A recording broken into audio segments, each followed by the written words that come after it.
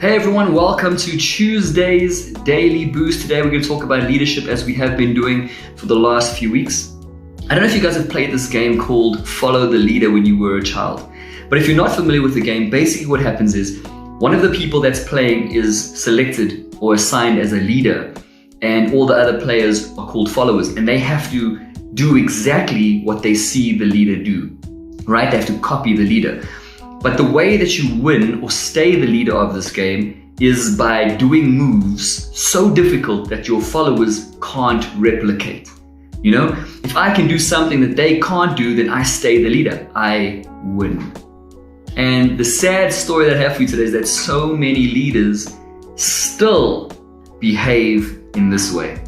They empower their people, but withhold just enough knowledge, just enough skill, just enough insight so that they maintain the leadership, so they win or keep the leadership.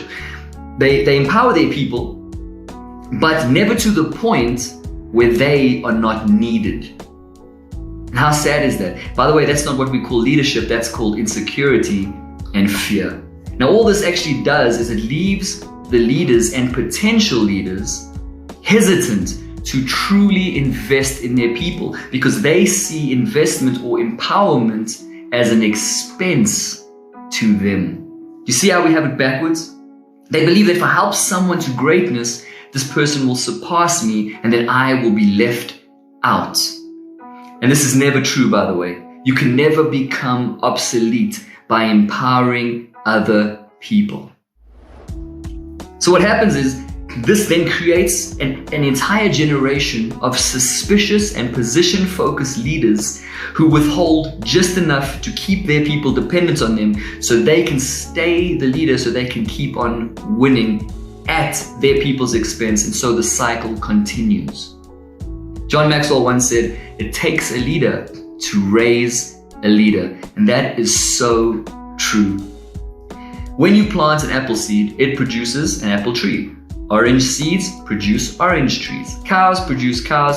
Humans produce humans. Likewise, only leaders can reproduce other leaders. It took Moses to produce a Joshua. It took a King David to produce his mighty men of valor. It took Jesus to produce the disciples, and it will take leaders to produce other leaders.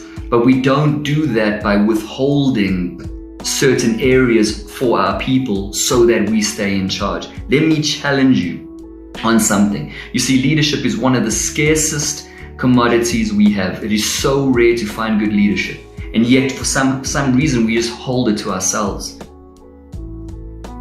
Let me challenge you with this idea. Leaders produce more leaders, and those leaders they produce leave.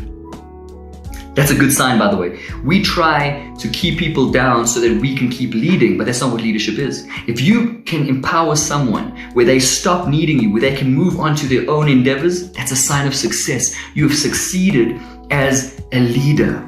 That is what reproducing or producing other leaders looks like. The moment we hold back on empowering others, even just a little, is the moment that true empowerment stops happening. Let us still play follow the leader, but let's make a difference. The difference now is that the winner, the one who stays leader, is the person who makes sure that those who follow can do what they do.